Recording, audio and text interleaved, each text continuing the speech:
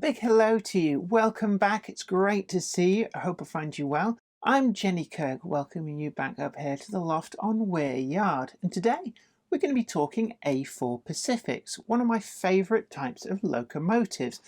But it's also an area where there are a number of competing models on the market. Certainly in O, the two big players, Hornby and Bachmann, both have their own A4 Pacifics in their range. And what it's got me wondering is, how do they compare to each other? Now, certainly if we go a little way back, the Bachmann offering was a little bit lackluster, and I did have one example for a very long time, Dominion of New Zealand.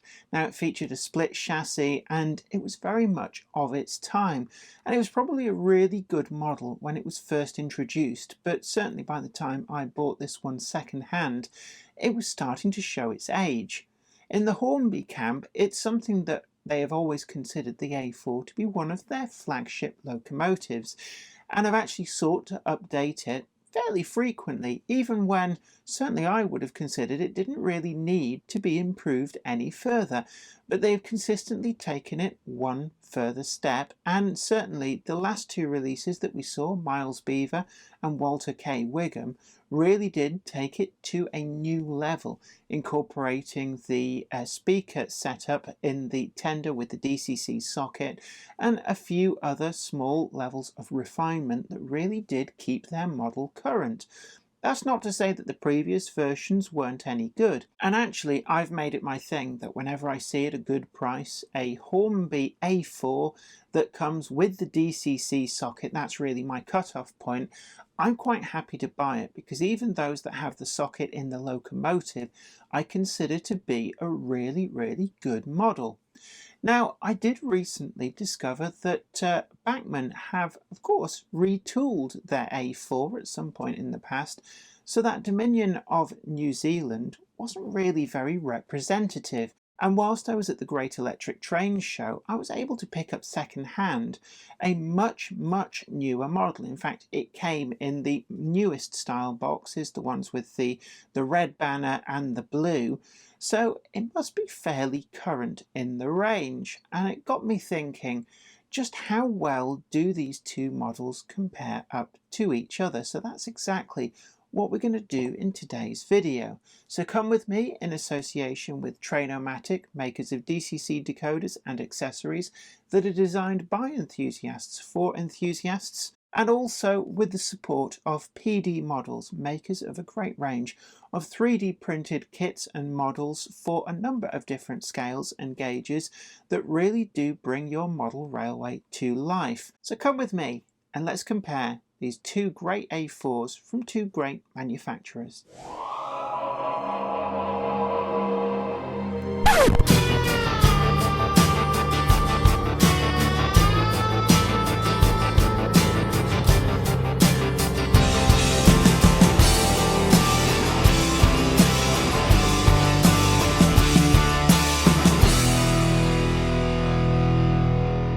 The Hornby A4 Pacific is one of my favourite locomotives. It has to be said that I do have quite a lot in my collection, and what I've found is that even though Hornby have consistently retooled these models to keep them pang up to date, considering them very much the flagship of their range, it's also the case that previous releases can be just as good, in my opinion, in a great many of their aspects. As long as the locomotive has a DCC socket, I'm quite happy to buy it, and I have flooded my collection with a large number of these, breaking my rule of only one locomotive per any particular type of locomotive class. Whenever I've seen them second hand, I've picked them up, and even brand new, there's been certain releases that have really turned my head, such as the Walter K. Wigham here in the experimental British Railways purple livery. In the Bachmann corner though, it's been a different story. Quite a while ago now, I did pick up Dominion of New Zealand, and this is a Bachmann model that was available maybe about 20 years ago. When you compare this to the Hornby models of the same period, it just didn't feel quite as good, and it remained for a very long time the only Bachmann A4 in my collection.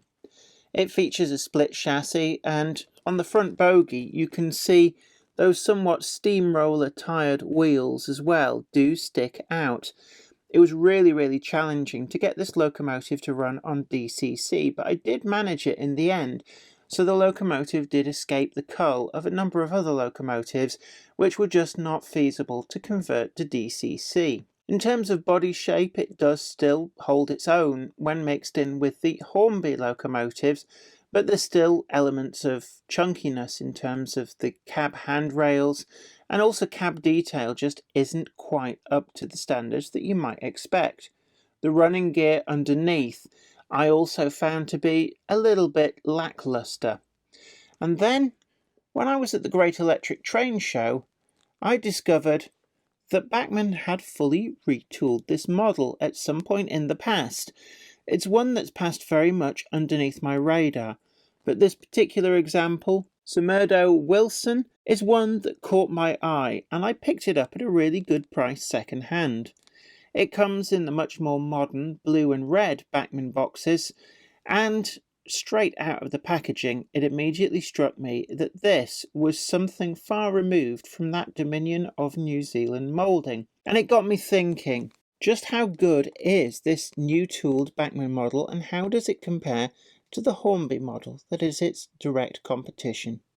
So first up, let's just push aside some of these other models, and let's get the Bachmann model, and let's get something to compare it to. Now, I can't do an exact like-for-like comparison. One of the things that this model has had done to it is it's had a coal load added over the top of its tender moulding, and it does appear to have also acquired a couple of aftermarket lamps on the front. Now, that's not something that can do a direct comparison with, although my Golden Plover Hornby model here does also have added to it some aftermarket lamps, so I'm not going to take those into consideration. In terms of the shape of the coal load as well, I can't really deduce what the Bachmann model would have looked like in terms of being able to handle it, and I don't want to chip away this actually quite nicely added coal load on the top of the tender there. So instead, I'm going to major on some of the other aspects of these models. One thing that the Bachmann model does have is that the tender and the locomotive can be separated, and it does feature the 8-pin socket in the locomotive. This is something that Bachmann have very much gone away from in more recent years, but it has to be said that whereas the more up-to-date Hornby models now feature the socket in the tender to allow for much easier sound fitting, it is the case that the earlier models, such as this Golden Plover, do have a similar sort of thing going on in terms of being able to just easily just disconnect the tender, and then you've got the DCC socket in these in the locomotive, just like we've got with that Bachmann locomotive. So I think it's probably the case that we've got a good comparison between models with these, although Golden Plover is a double chimney version and Samura Wilson is a single chimney version. Now, Hornby have tooled up for both different versions, and you can see there that Guillemot has that single blast pipe chimney, and we have the same tender drawbar arrangement that allows easy disconnecting of the tender. This does allow me to compare inside the cabs, and one thing that is apparent is that despite the fact that this does appear to be a much more recently tooled model from Bachmann compared to that Dominion of New Zealand, the Bachmann cab is a much more basic affair. We've got that solid bar of glazing at the front there for the cab glazing. We do have some really nice gauges, but everything that's on there does seem a lot more basic. They have picked out the detail just a little bit, but you can see that it looks a lot more primitive than what we've got going on in the Hornby models, even the ones that are the previous tooling with the separate tender. So you can see in there we've got a lot more detail, those gauges as well, really nice, and we don't suffer that solid bar of glazing either, just at the front there. We've also got the bucket seats, very characteristic of this class of locomotive. These are completely missing on the Bachmann variety. In terms of tender fall plate, we don't have anything at all here on the Bachmann model. It was purchased second hand, so I'm just having a look there, see if there's any evidence, if this is something that has been removed, but it doesn't appear so, and we get a kind of strange step effect in there too. There is a little blob of glue, so I don't know whether there's a piece that's been lost in there, although I suspect somebody may have tried to put in something like a crew member, and certainly a crew member would help to hide that somewhat more basic of cab interiors.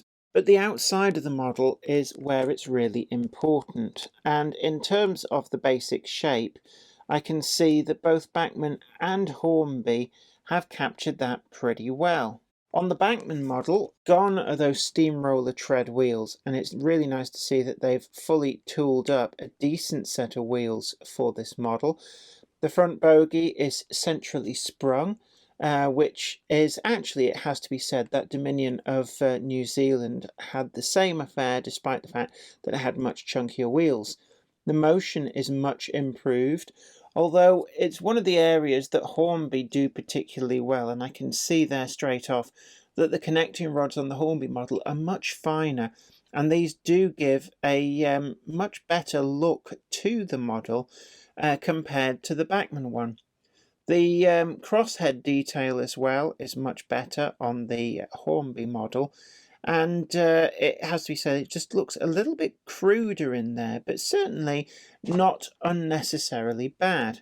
The wheels look about equal to me, although it has to be said that some of the rivet detail on the Bachmann model does look a little bit more pronounced, but we do appear to be missing some of the plating over the cylinder, or at least it's not as prominent on the Bachmann model. We've got a slightly different shape there as well as the very front of the streamlining, and it just looks a little bit bigger on the Bachmann model. One of the other areas that I did notice as well is that at the back, the cutout just there is slightly smaller on the Bachmann model than it is on the Hornby one, and you can see there that there's some plating above the handrail which is not there on the Hornby model.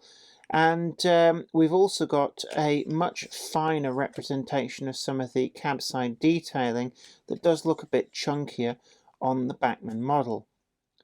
The rest of the shape of the streamlining does seem to have been captured reasonably well. And in fact, let me just go over to the single chimneyed example there, just to see how we capture between the two. What you can see is that the Hornby model does seem to have a much better representation of the chimney and the style of the streamlining immediately behind it, although the Bachmann model does seem to include that little dimple behind, which was characteristic, which was actually the fingerprint of somebody on the original model, which helped the smoke to be lifted clear. The dome cover is much finer on the Hornby model. You can see it sticks out more on the Bachmann one. And the seam along the top of the boiler, we get some fine riveting detail on the Hornby model, whereas on the Bachmann one, this lack of rivet detail does leave it looking like a mould parting seam, which I don't think was the intention, but certainly it's something that I think works better with the Hornby model. Again, the cab roof does look slightly finer on the Hornby model, and you can see there that the roof vents too, they look more believable as roof vents on the Hornby model, and they're much chunkier on the Bachmann one. When it comes to looking at the cab windows, I think that Bachmann have done really, really well on these. You can see there with the brass surrounds, although I think these have a kind of an aluminium finish on the Hornby ones. And I'm just looking across the different locomotives I've got. I'm just trying to see whether any of the Hornby ones have a brass surround. And in fact, Andrew K. McCosh has that brass surround there, you can see, and I think that there were some detail differences. So Whether you get brass or whether you get aluminium, I think depends on the locomotive and time period. Certainly there's a difference to the shape of those windows. And for me, I don't know, I'm preferring the Bachmann model, but I'm not entirely sure which is the most accurate of the two. Certainly we've got a difference in cab front shape on these, which is difficult to not notice under this close scrutiny.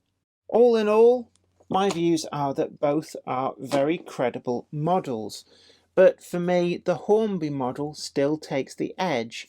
And when you consider that Hornby has gone to another iteration seen here as Miles Beaver, where we've got the tender and locomotive semi-permanently coupled, so we have a much improved DCC fitting and sound fitting options, it does go to show that Hornby very much consider this a flagship of their range, much more so than Bachmann, who I suspect keep this in their range because it is a perennial good seller, but have not taken as much of the prototypical detail to heart in the manner that Hornby have. One thing that does have to be said, though, is that the difference in weight between the two. So with a Hornby model and a Bachmann model, it's very, very apparent that the Bachmann model has a great deal more weight, which in turn means that it has some really good traction. When it comes to the Hornby model, the running plate and the body is all plastic. It's a plastic moulding that you can actually remove from the chassis. With the Bachmann model, this feels much more substantial. It's not clear whether the running plate is metal or plastic, but certainly it does feel to have much less spring to it. In fact, I can't feel any spring at all, and that suggests to me that this is a much weightier model, and if the body itself is not made of metal, then certainly a lot more thought has gone into its structural nature to stop it from flexing, and certainly this does feel a much weightier model. Looking at below the running plate though, one of the things that is very apparent is that there are a few detail differences missing from the Bachmann model. We've got this lever down here which is prominent on all versions of the Hornby A4 that is completely missing from this Bachmann model. We've also got other fine details such as this here and the linking lever back to the Walschott's valve gear, which again is completely missing from this Bachmann model. And we've got a degree of simplicity here in some of the Walschott's motion, and it just feels chunkier and more generic, although this particular bracket here I do think looks much better finished in the black compared with this shiny nickel silvery metal on the Hornby. Overall though, I think that the motion is very much squarely in Hornby's favour. Well, did you agree with my conclusions? I would love to hear from you in the comments section down below. It's always great to hear from you guys because quite often you manage to spot things that I've missed. So it's always really informative. Don't forget to tickle that like button and share the stream too. Really important. Let other people know about the videos that we've got here on the channel. And if you haven't already done so, do please consider subscribing too. And ring that bell and you'll be the first to know about new videos as and when they go up. You can also head on over to Patreon at the link below and help to support the channel to make the videos that you want to see. We've also got a link to All Mouse Media, who've provided support for this video, and they are the publishers of my range of science fiction books that you can pick up for a great present for yourself or somebody else today. We've also got the range of comic collections that are done by myself in collaboration with the Cupboard Monkey, so always something for everybody. But until next time, this is me, Jenny Kirk, saying you take great care of yourself. Happy modelling, bye for now. Today's video is sponsored by Trainomatic, makers of DCC decoders designed to be fully compatible with every manufacturer's locomotive. Visit train-o-matic.com to browse the full range and see what they've got suitable for you.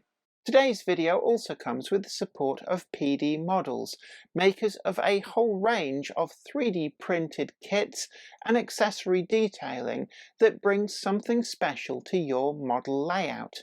Available in a number of different scales and gauges, this range is sure to have something for you, so check them out at the affiliate link down below to see what they have got today to make your model layout something special. PD models are also well known for their museum quality models that can be made bespoke to order, so do contact them if you have some specific requirements and see if they can do something special for you.